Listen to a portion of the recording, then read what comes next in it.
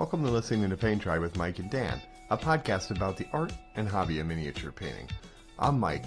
Thank you for joining us on our journey to become better, braver, happier painters. Today, unfortunately, I'm flying solo again, so we're going to keep this part of the episode pretty short and focus mostly on the interview.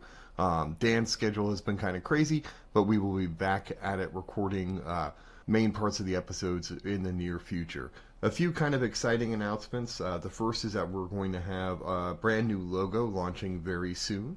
Additionally, we'll have an extra bonus short episode this week because we had a chance to interview Master Miniworks, who is getting ready to launch a Kickstarter, so that's pretty cool. I've always wanted to talk to somebody right before they kind of jump into the fire of Kickstarter, so that's a lot of fun and definitely an interesting look into it.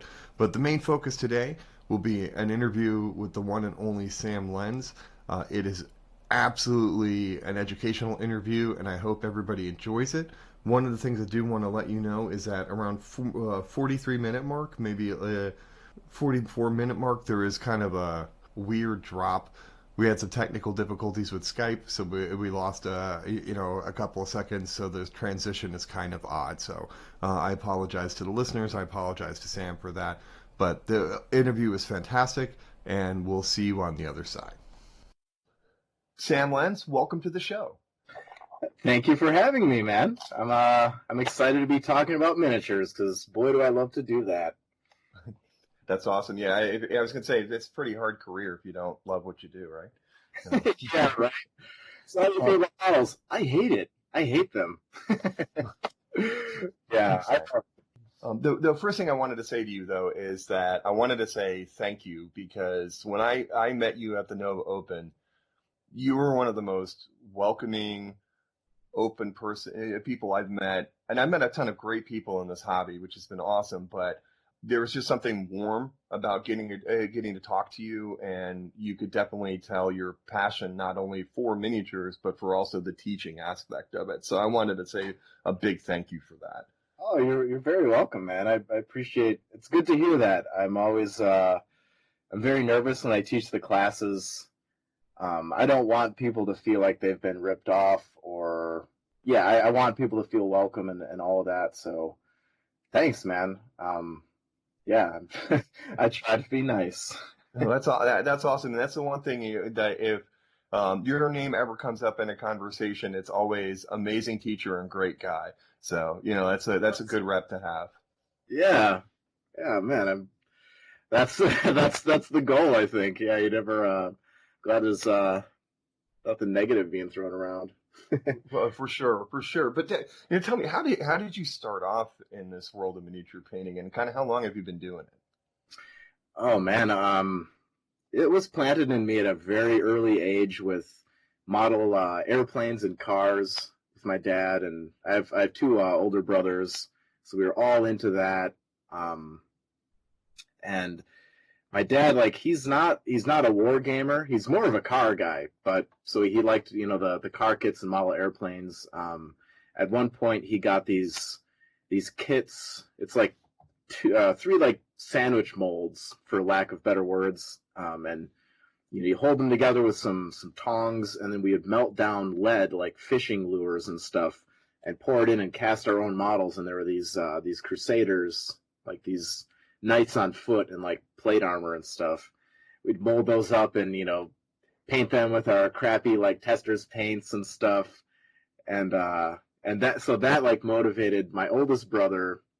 One day he started coming home with like Grenadier miniatures and Rel Partha figures, and then everything kind of really broke wide open when he brought home that first box of Space Marines, the RTB01, to anyone who knows the code, Rogue Trader Box 1. He brought those home, and we were all hooked into it. And I wanted to be like the cool older kids. He's 6 years older than me, and he had some buddies that were into that and drawing, and that was really inspirational for me to get into artwork.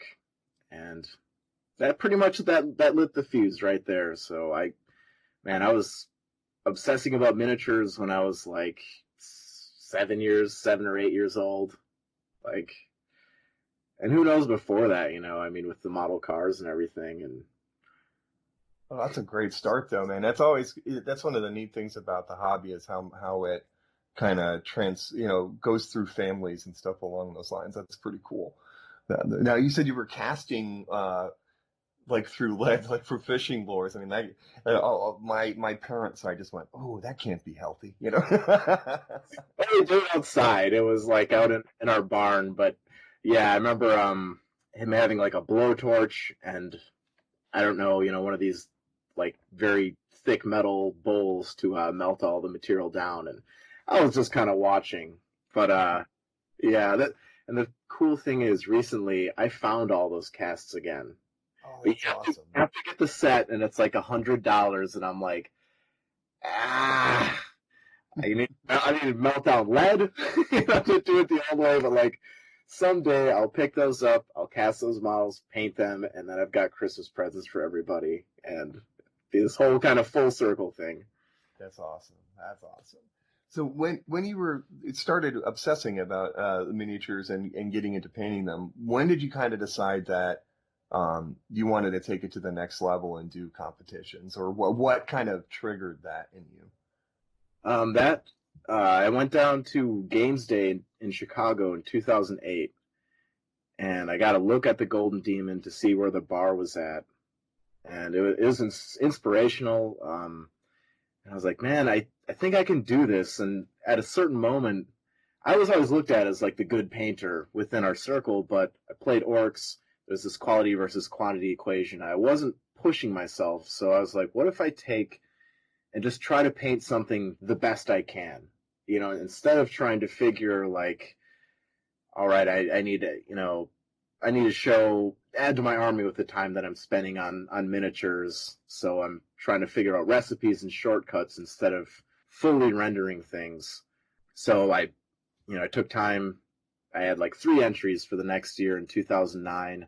They're all orc things that I would use in my army, even after they won. But I squeaked by in the unit category with my Knobs mob. I got a bronze, and I was hooked, man. I was all fired up, and then I heard about this thing called Adepticon, and they have a competition called the Rogue Demon there.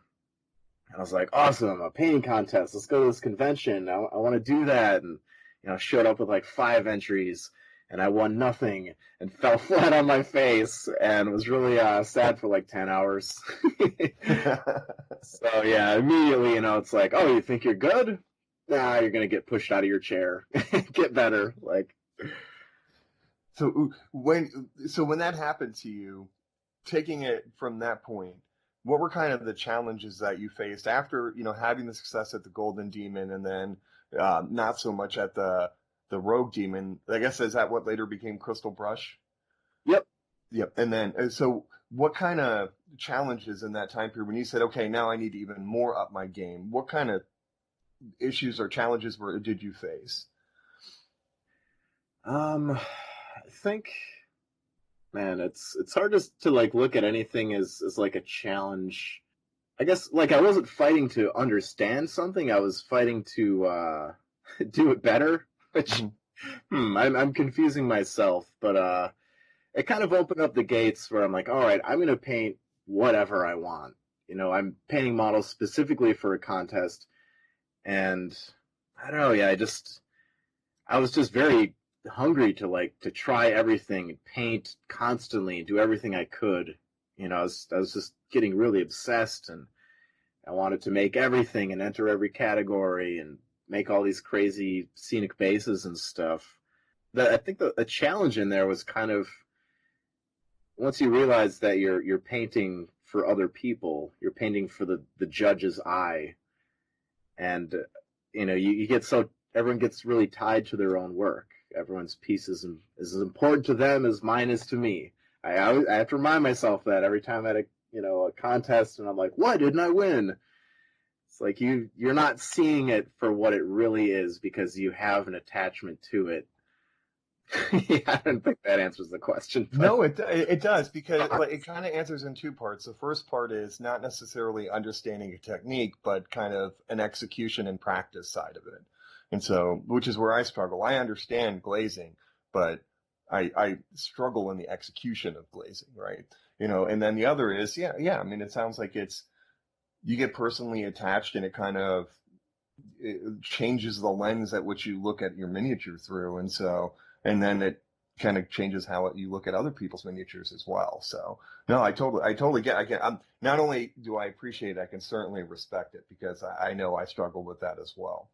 Yeah. So, I mean, and it's good. It's kind of reassuring to hear, because you hear a lot of painters that used to be very successful in competitions that don't compete anymore, and kind of talk about how competitions are bad.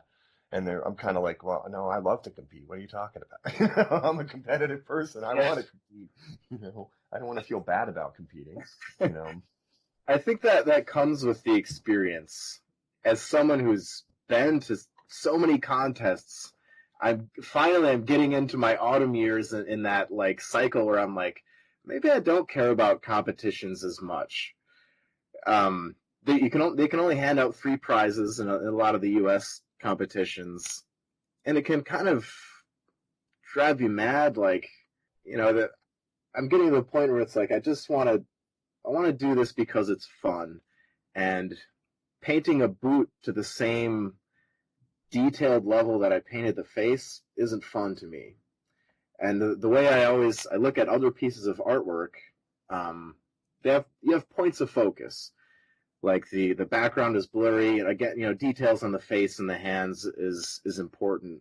And some of these competitions, like the Golden Demon, they're looking for, they want a beautiful model and a narrative model, but they want that technical execution. And a lot of the feedback I got from judges was like that, like, oh, you put a lot of focus into, the face, but the lower side of this model, talking about a great unclean one, but the lower side of his gut only has like 3 levels of highlights. And I was like, okay, so if I have 7 levels on the face and 3 on the gut, what if I only had 3 on the face? Would I have done better? That's the question I walked away with to myself. And it's like, is that fun? I don't know. Yeah, I get it. But also, I mean, it's a huge thrill. It's nice to have these accolades, something to show for your time. Personally, because I wanted to make a career out of it, like, I'm just doing it to remain relevant. I'm going to paint models regardless of the presence of a competition. I could bring them with me. They're just going to sit in my cabinet at home. They could sit here and see what happens. I'm mentally playing pong with myself between these thoughts of like, does this matter? And I'll just do it anyways because success is showing up most of the time. I'm just now kind of getting over that weird angle. Mm-hmm. Like this year, if Crystal Brush was at Adepticon, I wouldn't enter. But since Golden Demon is back in the U.S., it's something fresh and new. I'm excited about it, but also I'm like, man, I probably won't. I don't think I have any competitions lined up for the rest of the year. Right. Well, you better start stacking those lower highlights, right? And like, what people see as cool. Like, I love a lot of the Blanchitsu stuff. Mm-hmm. Some people, they don't have as much respect for that. They don't see it. I see a lot of soul in this, and it's not, there's such a wide variety within artwork. Yes. And with miniature painting, there's kind of a bottlenecking that happens with what is accepted as a good model. Understandably so, but there are other artistic realms that offer a lot of freedom. Mm-hmm.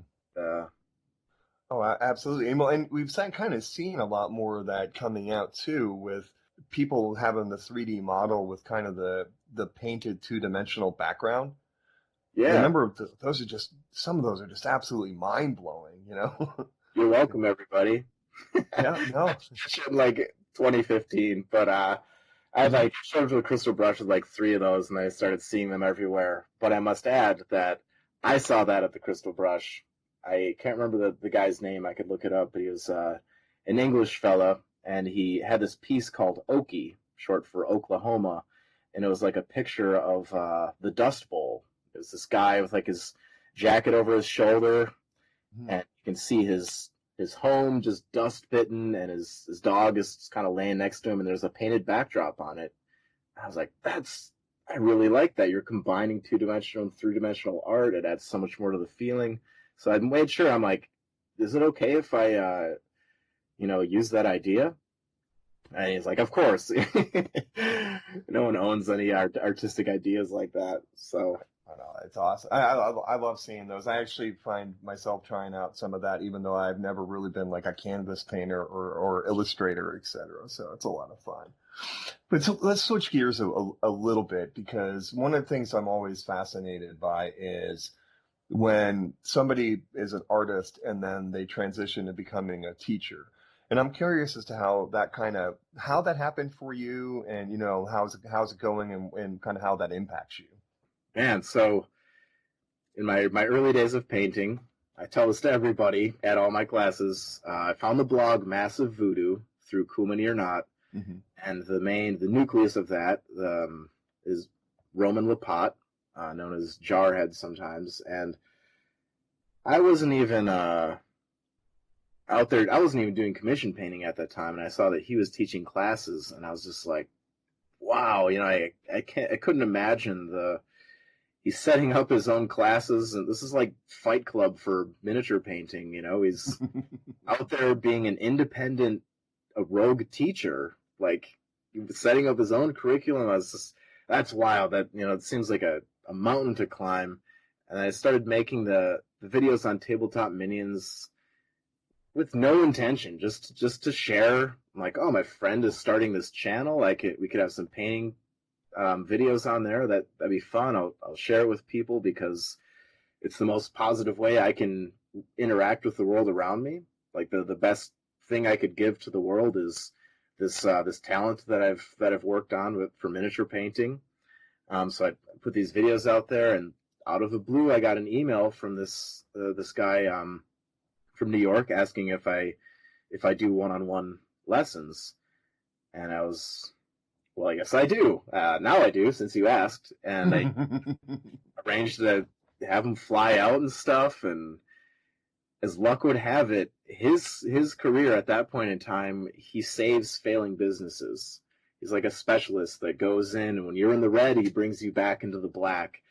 And he asked me all these questions that are kind of general questions.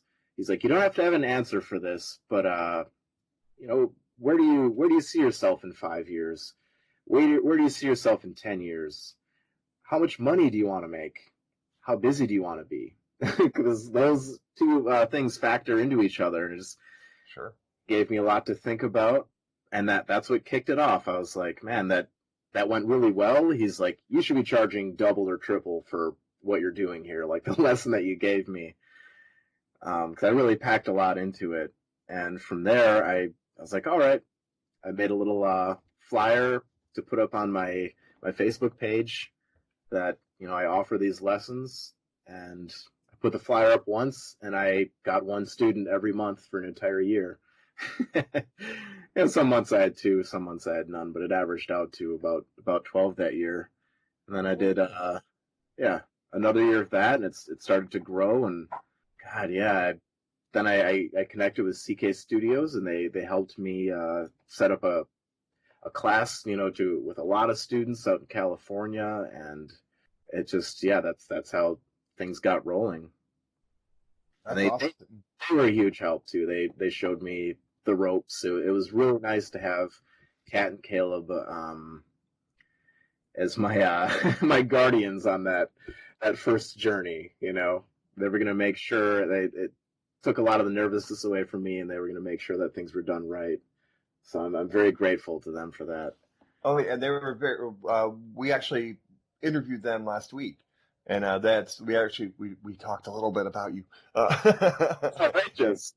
That's. And they were very excited to be a part of your journey. They were very, very highly complimentary of you as a person and you as an artist and teacher. So that's pretty cool. Oh, that rules. Yeah, that's actually Dan and I, my co-host, we met in a CK Studios class, and so we've kind of been friends since then. So that's kind of what we blame them for. They were like, if the podcast sucks, it's Caleb and Kat's fault because. Yeah, right. It's great. So the one thing we'll do a little plug here. I guess you have a Richmond area class coming up shortly, right? And in June. Yeah, right? Okay, yeah. awesome. At Battlegrounds in Midlothian, which is like just outside of Richmond. You're coming to this area too. That's Battlegrounds is a really nice store, so that'll be that should be a pretty good experience. Hopefully, if there we'll advertise it at the end too if there are any seats left. So we'll make sure that people know it. So now let me ask you this part of that. Finish with that question, but I want to make sure that how did so now as you're teaching, how has that kind of impacted you as an artist? Oh man, it greatly increased my ability. When you're teaching, you're seeing things through another set of eyes. Just like I imagine parenting to be. Things that are boring become interesting again. When you're showing something to someone for the first time. And it made me, I really had to develop my vocabulary. I had to be able to explain what was happening on my brush because, up until a certain point, it was just all in my head. I'm never sitting down describing what's going on. It's just becoming this kind of unspoken, instinctive, connection with the paint and the brush and all that. So being able to describe what's happening and being able to describe that in 5 different ways, because everyone catches information differently.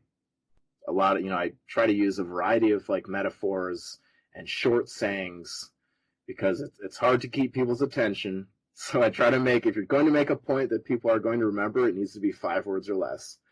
I'm still working on that in some areas, but teaching is very rewarding.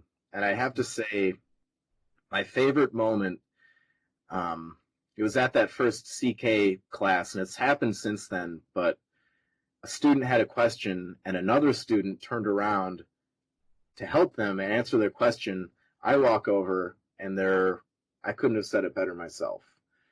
So watching someone pass the learning on to somebody else, that was just like that was the best feeling. Awesome. Yeah, no, it's a great. It seems to be a lot of painters' journeys that go from painting to teaching. It's kind of a neat. It's a neat thing to see because sharing art is just an awesome thing. And sharing knowledge as well. Yeah.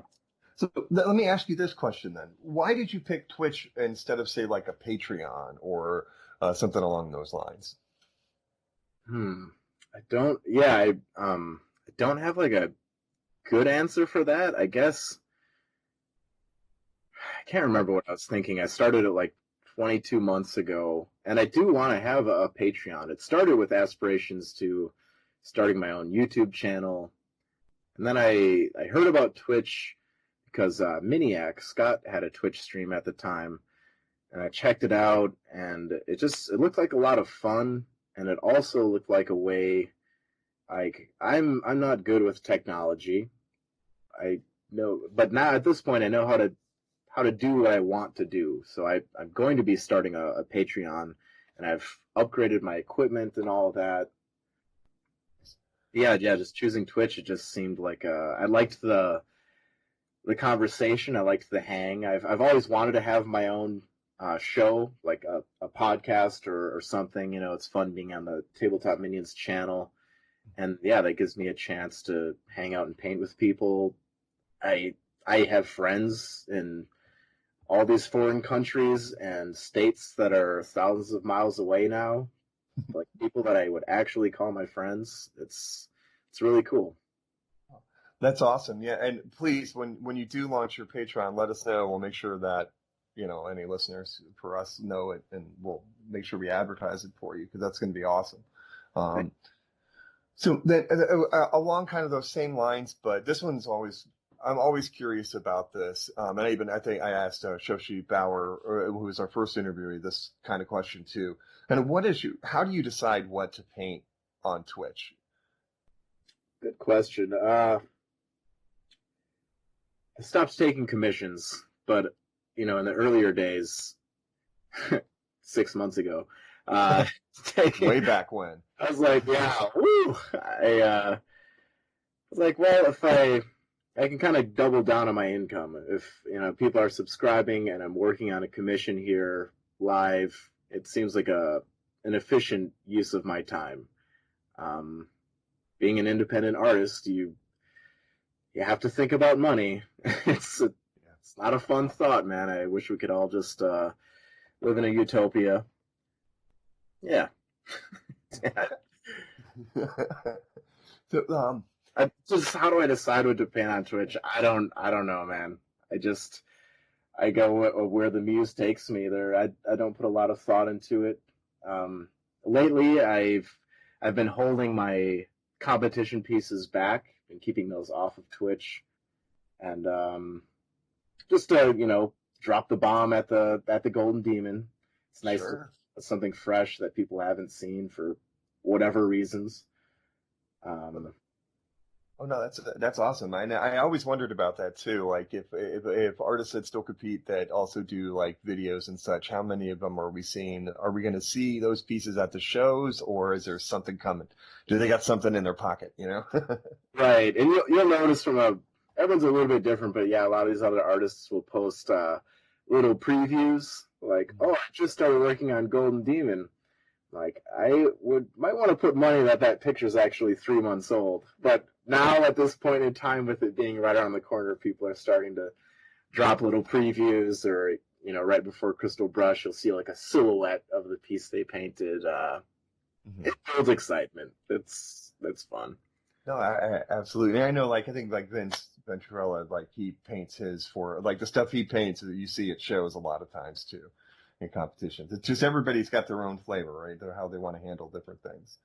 Yeah. Um, Normally, I'm super open about it, but yeah, this year, like, mhm. I'll try playing this one close to the chest. But yeah, Vince has like a video preparing for Golden Demon competition, like with the model he painted. So Right. that is a little different. Open book.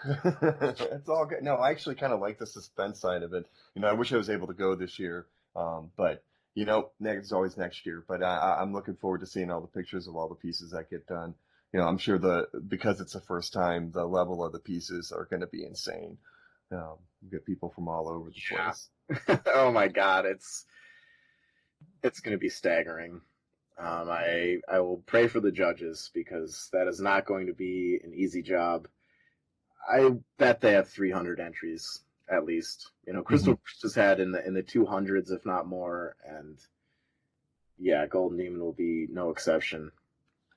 Yeah, and I don't know how things like, because like I know ReaperCon, which runs the same time as Nova Open, they had over 1,000 entries in their painting competition.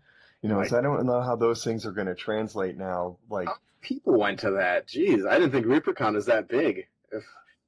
If each person has entered two pieces, that's still like 500 artists.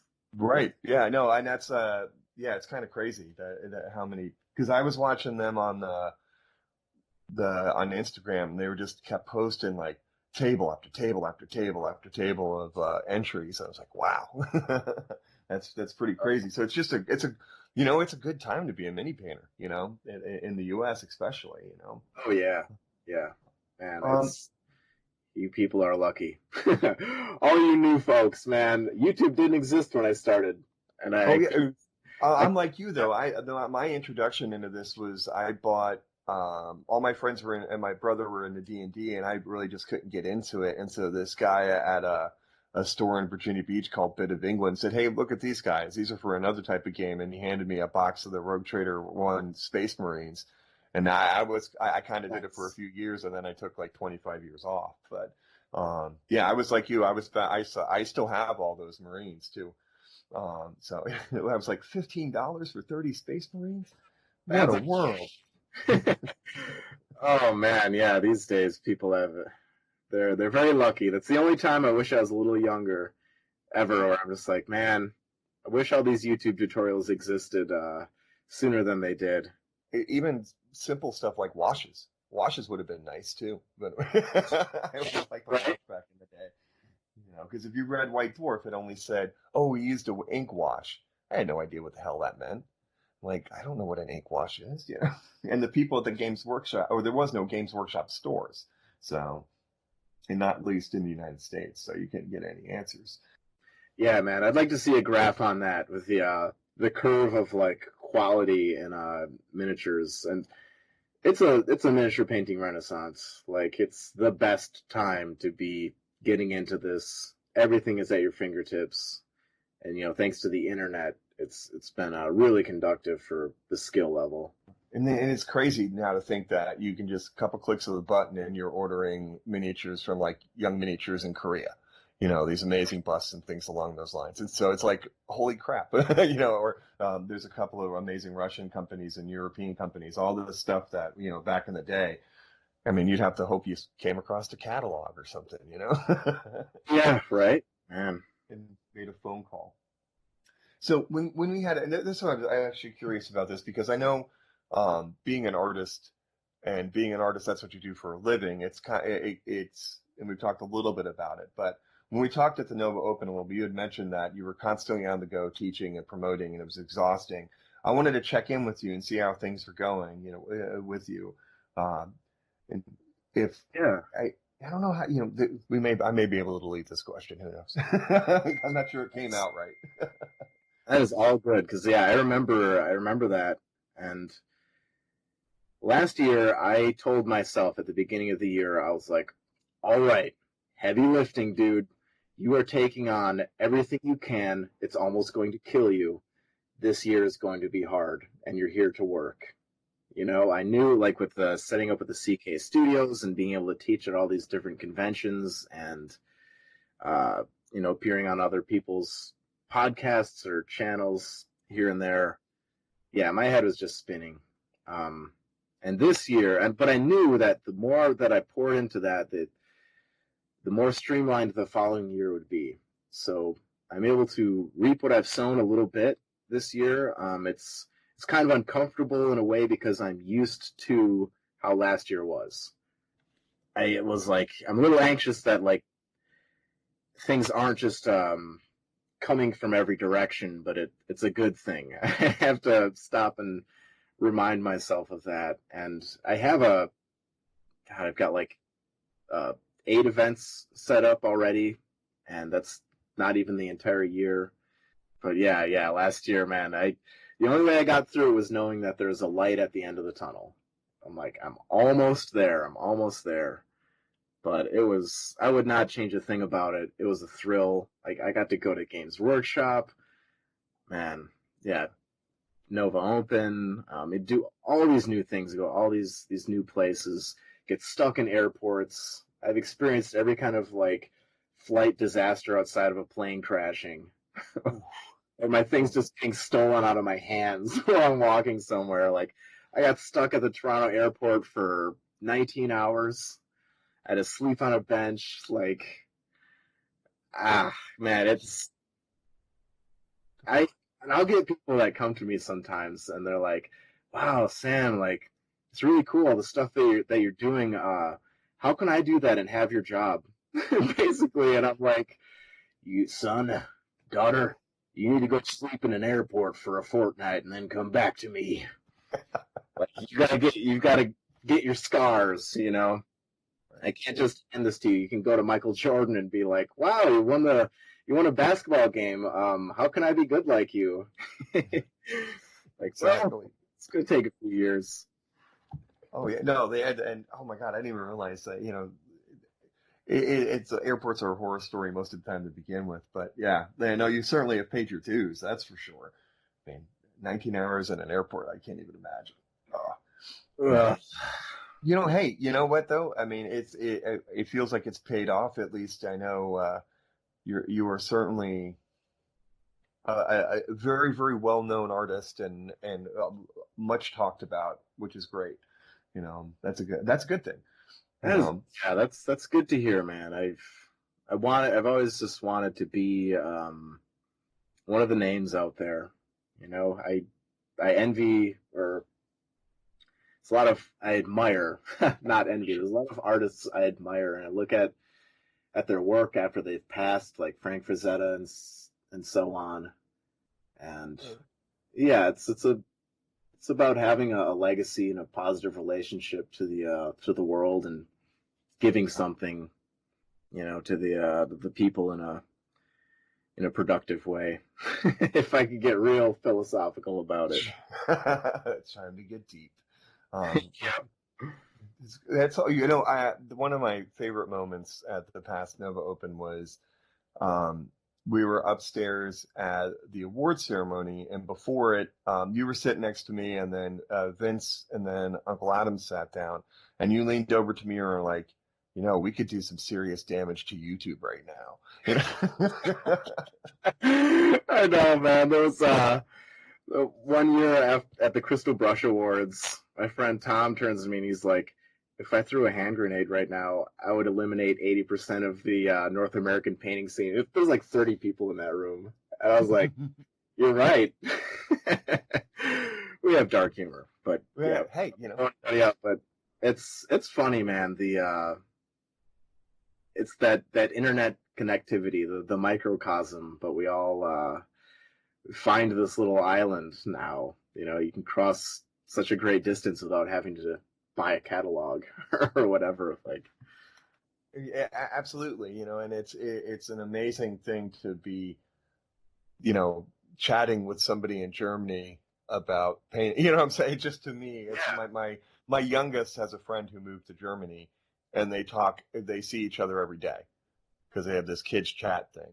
And they chat I'm like, this just boggles my mind. That person, when I grew up, moved to Germany, you never saw him again.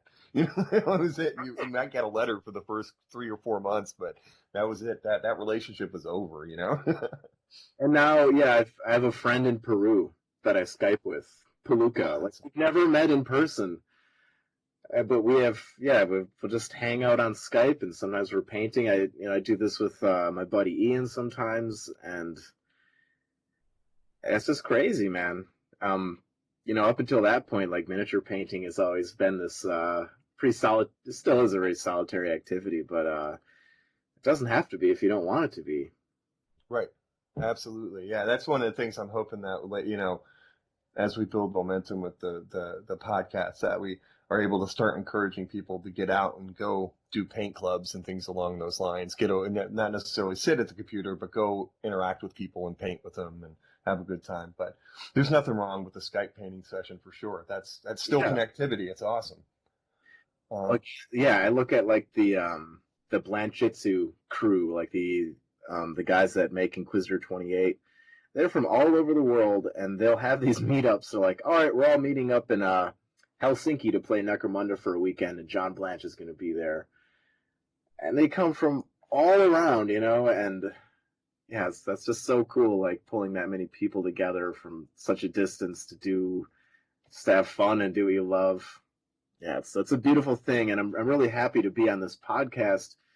When I first started out, it was just me in my room painting alone for years. But I had podcasts to listen to that were focused on at least gaming, rarely on painting. You get a little hobby update, but it's still just that having that conversation in the air was just motivating for me to sit down a little bit longer, get a little more interested in what I'm doing.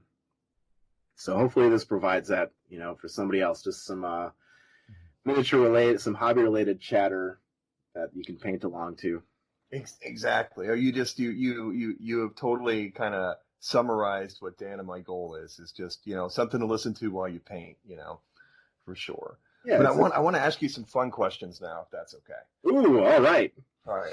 They're not that fun, but they're so fun.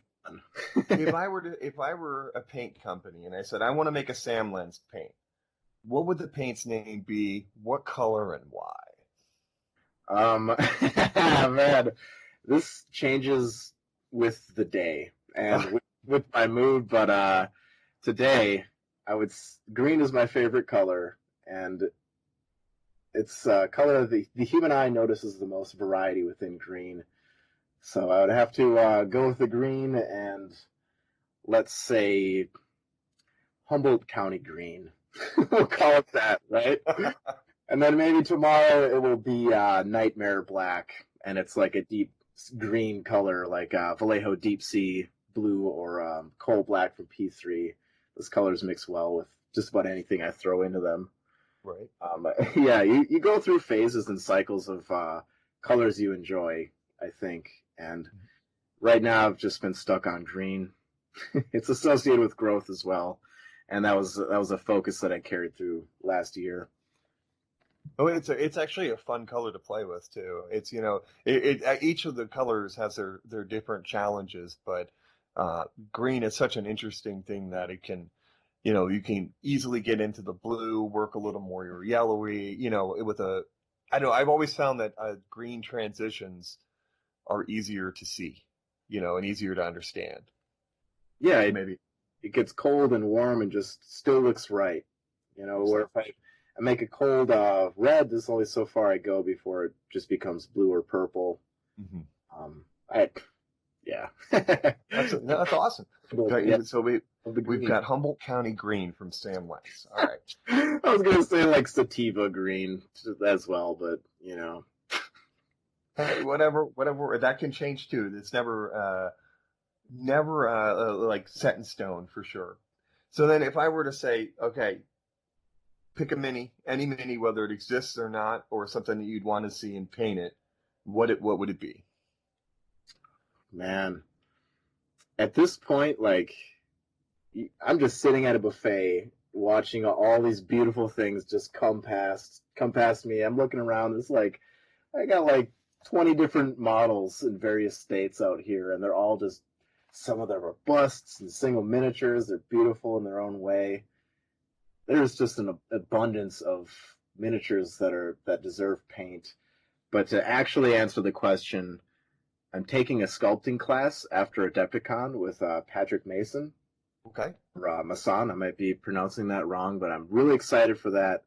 I enjoy sculpting, and I want to sculpt my own model to teach classes off of, one that's specifically designed to have the materials and surface areas that will make the lesson easy for the students. And it's also like, it'll just be a good feeling to, show the other part of that craft. Like, hey, I sculpted this model that we're working on as well. It's that much more unique and special. So the model that I'm going to sculpt, that's what I want to paint. Okay, that's a great answer. That kind of answers what my next question was going to be, which was going to be if there is there something out there that you would like to see a model of that hasn't been made. Man, right? That's God. I'm just gonna draw a gigantic blank right here as I think about the possibilities, because the imagination, man. I can. That's the biggest challenge in miniature painting at this point for me is not the techniques, it's the challenge of imagination. I go somewhere, I look at something, and I'm like, I could have painted that, but I would never think of it. And that's even bigger to me than just executing the paint job. It's that challenge of imagination. So yeah, God, what could I want to see a model of? I want to say Conan, and then I look to my right, and there's a Conan miniature. Now there's like 10. Like there's something I've seen so many different versions of Conan now. But that's a good point, and it's almost like if you think it and then you search it, you find it nowadays. You know what I mean? And especially in the world of my co-host just went down the rabbit hole and purchased a 3D printer. And so now he's kind of stuck constantly printing BattleTech mechs. I'm like, what'd you paint? Nothing. Did you work on the podcast? Nope, I've been printing. Once I get more into sculpting, I would really like to. Everyone's got a friend who's got a 3D printer if they don't have one themselves.